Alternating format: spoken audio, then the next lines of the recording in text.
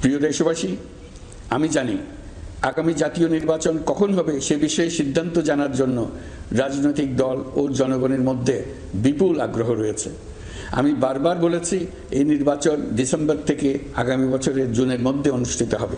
এই সময়ের মধ্যে দেশের নির্বাচন উপযোগী পরিবেশ সৃষ্টির জন্য যা যা করা দরকার সরকার তাই করছে। এখানে মনে রাখা জরুরি, বাংলাদেশ স্বাধীনতার পর থেকে যতবার গভীর সংকটে নিমজ্জিত হয়েছে তার সবগুলোরই প্রধান কারণ ছিল ত্রুটিপূর্ণ নির্বাচন। ত্রুটিপূর্ণ নির্বাচন প্রক্রিয়ায় বারবার ক্ষমতা কক্ষিগত করার মধ্য দিয়ে একটি রাজনৈতিক দল বর্বর ফ্যাসিস্টে পরিণত হয়েছিল। এই ধরনের নির্বাচন যারা আয়োজন করে তারা জাতির কাছে অপরাধী হিসেবে চিহ্নিত হয়ে যায়। এমন নির্বাচনের মধ্য দিয়ে যে দল ক্ষমতায় আসে তারাও জনগণের কাছে ঘৃণিত হয়ে থাকে। এই সরকারের একটি বড় দায়িত্ব হলো একটি পরিচ্ছন্ন, উৎসবমুখর, শান্তিপূর্ণ, বিপুলভাবে অংশগ্রহণের পরিবেশে একটি নির্বাচন অনুষ্ঠান করা, এমন একটি নির্বাচন আয়োজন করা যাতে করে দেশ ভবিষ্যতে নতুন সংকটে না পড়ে।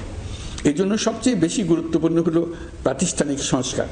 যেই প্রতিষ্ঠানগুলো নির্বাচনের সঙ্গে সরাসরি জড়িত সেগুলোতে যদি সুশাসন নিশ্চিত করা না যায় তাহলে ছাত্র জনতার সকল আত্মত্যাগ বিফলে যাবে। সংস্কার, বিচার, নির্বাচন, এই তিনটি ম্যান্ডেটের ভিত্তিতে আমরা দায়িত্ব গ্রহণ করেছিলাম।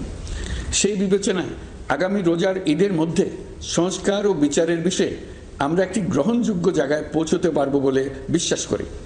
বিশেষ করে মানবতা বিরোধী অপরাধের বিচার, যা কিনা জুলাই গণ অভ্যুত্থানের শহীদদের প্রতি আমাদের সম্মিলিত দায়, সেই বিষয়ে আমরা দৃশ্যমান অগ্রগতি দেখতে পারব।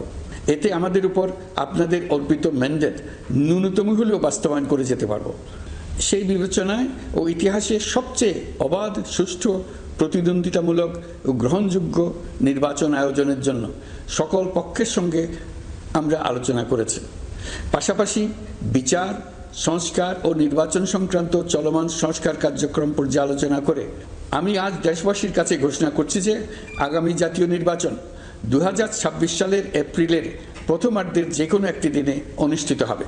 এই ঘোষণার ভিত্তিতে নির্বাচন কমিশন উপযুক্ত সময়ে আপনাদের কাছে নির্বাচনের বিস্তারিত রোডম্যাপ প্রদান করবে। আমরা এমন নির্বাচন চাই যা দেখে অভ্যুত্থানের শহীদদের আত্মা তৃপ্তি পাবে, তাদের আত্মা শান্তি পাবে। আমরা চাই আগামী নির্বাচনে সবচেয়ে বেশি ভোটার, সবচেয়ে বেশি প্রার্থী ও দল অংশ নেয়।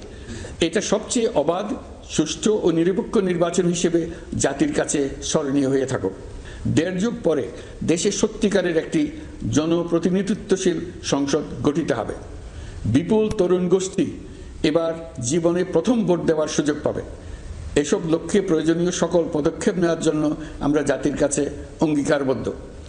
আমি দেশবাসীর প্রতি আহ্বান জানাই, আপনারা সকল রাজনৈতিক দল এবং আপনাদের এলাকার প্রার্থীদের কাছ থেকে সুনির্দিষ্ট অঙ্গীকার আদায় করে নেবেন যেন আগামী সংসদের প্রথম অধিবেশনেই যেসব সংস্কারের প্রশ্নে ঐকমত্য অর্জিত হয়েছে তা কোনো প্রকার কাটাছেঁড়া ছাড়াই যেন তারা অনুমোদন করেন।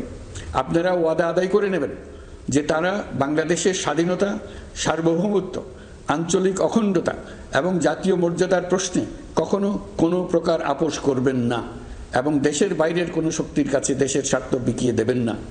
আপনারা তাদের কাছে সুনির্দিষ্ট প্রতিশ্রুতি আদায় করে নেবেন এই মর্মে যে তারা কখনোই কোনো অবস্থাতেই আপনাদের গণতান্ত্রিক অধিকার ও মানবিক মর্যাদার ক্ষুণ্ণ করবেন না। আপনারা তাদের কাছে অঙ্গীকার আদায় করে নেবেন যে তারা সম্পূর্ণ সততা ও স্বচ্ছতার সাথে দেশ পরিচালনা করবেন এবং সকল প্রকার দুর্নীতি, দলীয়করণ, টেন্ডারবাজি, সিন্ডিকেটবাজি, চাঁদাবাজি, সন্ত্রাসী কর্মকাণ্ড ইত্যাদি গণবিরোধী কাজ থেকে নিজেদেরকে সম্পূর্ণভাবে মুক্ত রাখবেন। আমি আপনাদের আবারও স্মরণ করিয়ে দিতে চাই যে এবারের নির্বাচন শুধু শান্তিপূর্ণ নির্বাচন করার বিষয় নয়, এটা ছাত্র জনতার অভ্যুত্থানের আকাঙ্ক্ষা নতুন বাংলাদেশ গড়ার নির্বাচন। এই নির্বাচনে পরিচিত দলগুলিই থাকবে, তাদের পরিচিত মার্কাগুলিই থাকবে, কিন্তু ভোটারকে বের করে আনতে হবে যে এই মার্কার পেছনে আপনার কাছে ভোট প্রার্থীরা কে কতটুকু নতুন বাংলাদেশ গড়ার জন্য প্রস্তুত, কে কতটা প্রতিজ্ঞাবদ্ধ। আমরা যারা এই নির্বাচনে ভোটার হব তারা অত্যন্ত সৌভাগ্যবান এবং সৌভাগ্যবতী। আমরা একটা অনন্য ঐতিহাসিক ভূমিকা পালনের সুযোগ ও দায়িত্ব পাচ্ছি। আমরা জাতির নতুন যাত্রাপথ তৈরি করে দেওয়ার দায়িত্ব পাচ্ছি। আমরা নতুন রাজনৈতিক সংস্কৃতি সৃষ্টির মহান সুযোগটা পাচ্ছি। আমাদের সুচিন্তিত ভোটের মাধ্যমেই নতুন বাংলাদেশ নির্মিত হবে। শহীদদের রক্তদান সার্থক হবে। আশা করি বিষয়টা নিয়ে চিন্তা ভাবনা করেই সবাই ভোট কেন্দ্রে যাব এবং দৃঢ়প্রত্যয়ে ভোট দেব। এখন থেকে ভাবনা চিন্তা শুরু করুন, আলোচনা শুরু করুন। এখন থেকে আপনাদের ভোটের গুরুত্বটা বুঝে নিন। আপনার এবারের ভোটের গুরুত্ব ঐতিহাসিক মানদণ্ডে দেখা হবে। প্রিয় দেশবাসী, আমাদের সবসময় মনে রাখতে হবে, পতিত ফেসিবাদ ও তার দেশি বিদেশি দোসররা নতুন বাংলাদেশ গড়ার সম্মিলিত প্রচেষ্টাকে পদে পদে বাধাগ্রস্ত করার চেষ্টা চালিয়ে যাচ্ছে। তারা নানামুখী অপপ্রচারে লিপ্ত। তারা সবসময় চাইবে জুলাই অভ্যুত্থানের মাধ্যমে তৈরি হওয়া জাতীয় ঐক্যের শক্তিকে পরাভূত করতে, গণতান্ত্রিক আকাঙ্ক্ষা বাস্তবায়নের প্রচেষ্টাকে লাইনচ্যুত করতে এবং বাংলাদেশকে পুনরায় করায়ত্ত করতে। আমি আগেও বলেছি, আজ আবারও বলছি, আমরা একটা যুদ্ধ অবস্থায় আছি। এখন আমাদের একতাবদ্ধ থাকতে হবে যে কোনো মূল্যে। পরাজিত শক্তি এবং তাদের সহযোগীরা ওত পেতে বসে আছে আমাদের ছোবল মারার জন্য, আমাদের অগ্রযাত্রাকে রুখে দেওয়ার জন্য।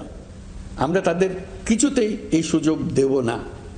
আসুন আমরা আমাদের সম্মিলিত প্রচেষ্টায় প্রিয় মাতৃভূমির স্বাধীনতা, সার্বভৌমত্ব, আঞ্চলিক অখণ্ডতা ও জাতীয় মর্যাদার বিরুদ্ধে যে কোনো আঘাত প্রতিহত করার উদ্দেশ্যে প্রতিরোধের ঐক্যবদ্ধ সুদৃঢ় প্রাচীর গড়ে তুলি।